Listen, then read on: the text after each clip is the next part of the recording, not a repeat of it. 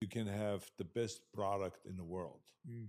but if no one knows about it, what's the point of the product? Mm-hmm. I mean, I like to know, for instance, if there is someone out there that does a heart surgery or valve replacement without having to have open heart surgery. Yeah. But if I don't know, I would just go to the hospital and say, I want to have an open heart surgery and I want to get the valve replaced. Mm-hmm. But if I know, because they promoted it well, I can go now and call that expert and then go. So this is why I think it's so important. So to me, I learned the art of selling way back when I was 15 years old, when I was in trade school and when I was working for this lumber yard kind of construction company, hardware store. It was like a combination of things. We were taught how to sell the merchandise, and then sometimes we were able to follow the guy that is the boss. And he one time said to me, he says, Arnold, why don't you help me here?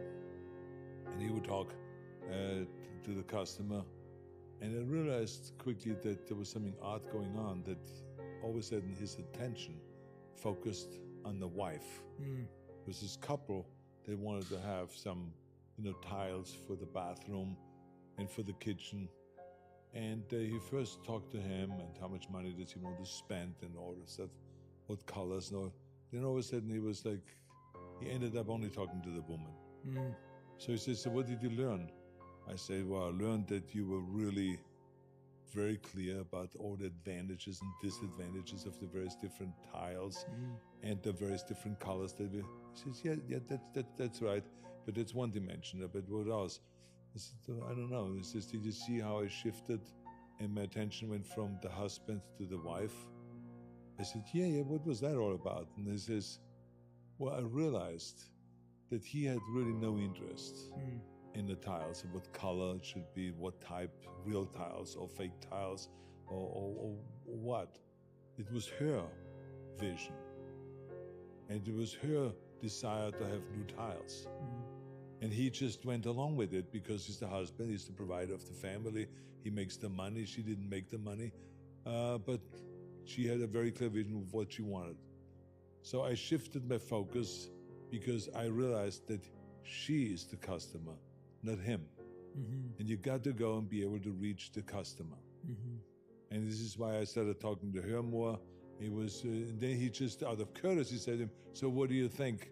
Should I deliver it on Thursday? And he says, yeah, whenever. He would just always say, well, whatever. And she says, Friday is better because Friday my husband is at home in the afternoon, so he can help me carrying all this stuff up to the second floor and blah, blah. So she was much more precise. And so that's why he spent most of his time with that. So those are the things that I've learned when I was selling, and how important it is to actually let the people know that you have this product.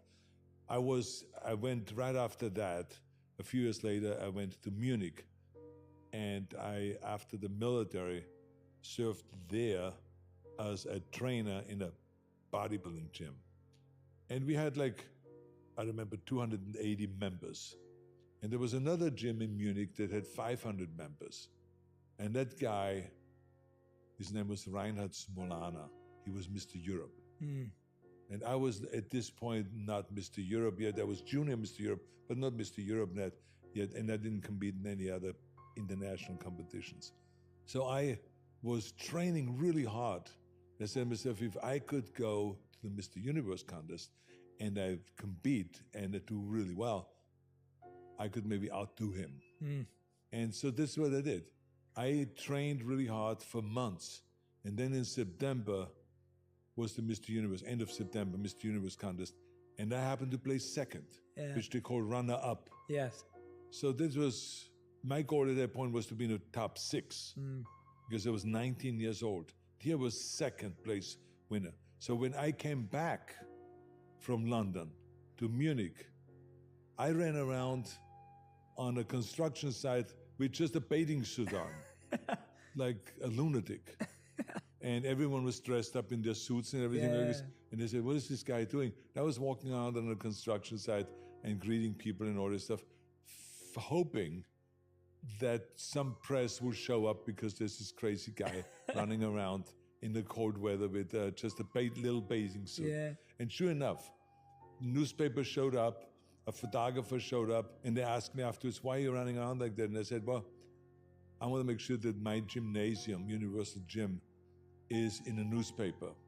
I said, oh, that's what it is. Okay, well, let's take a good shot. Why don't you take this saw over there and you help this guy with the construction site, doing some cutting of the wood and stuff.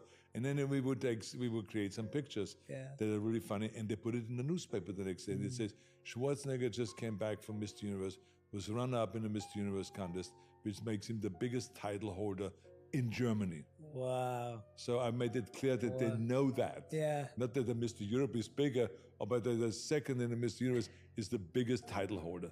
So, I mean, so that was like, now that story was in the paper. And within no time, we had beaten him with the gymnasium membership and had over 500. And his was low. And I remember him calling. As a matter of fact, I worked out myself in his gym because we worked out together, because it's much better when you have a good training partner that is a champion himself. And we were laughing about it. So then, just to show you how important promotion is, so then he started secretly posting posters all over the city on construction sites. Smolana Gym, we train you, you become a champion, more energy, healthier body, this, and that, and all this stuff. So when I saw the posters, I said, I'm gonna go and create posters myself for the gym. Yeah. So we created posters, and then I followed him with the car. And he was going at 10 o'clock at night on Friday, putting the posters up there. And then after you put the poster up with the glue, he then left. And then I put my poster on top of his wet glue because I came right after him. So I didn't wait until it dries, went after him and glued my poster on top of him. And so this was kind of like the poster war amongst the gym owners. It was hilarious. That is but hilarious. it was all about selling memberships because I knew that my salary comes and is getting paid from those monies that are coming in from the members. And so I wanted to be able to buy food supplements. I wanted to be able to buy myself good food and the trips to those various different competitions. In order, so it was very important that our membership goes up, that we are very successful. But it's all about selling. And so when I came to America, it was in my blood now, selling and communicating and promoting.